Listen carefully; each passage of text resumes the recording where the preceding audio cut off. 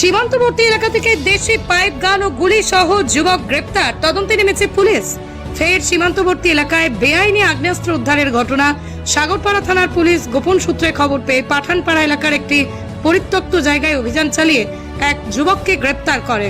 ধৃতের কাছ থেকে একটি রাউন্ড দেশি পাইপ গান, 1 রাউন্ড গুলি উদ্ধার করা গেছে। জানা গেছে, ভারত বাংলাদেশ সীমান্ত লাগোয়া অঞ্চল হওয়ায় সাগরপাড়া থানার পুলিশ দীর্ঘদিন ধরে এলাকায় নজরদারি চালাচ্ছিল। সম্প্রতি এক গোপন সূত্রের খবরে আসে যে পাঠানপাড়া নির্জন একটি এলাকায় আগ্নেয়াস্ত্র নিয়ে ঘোরাঘুরি করছে সন্দেহভাজন যুবক। সেই খবরের ভিত্তিতেই থানার ভারপ্রাপ্ত আধিকারিক মোহাম্মদ খোরশেদ আলমের নেতৃত্বে একটি টিম সেখানে হানা দেয়, অভিযুক্তকে গ্রেপ্তার করে।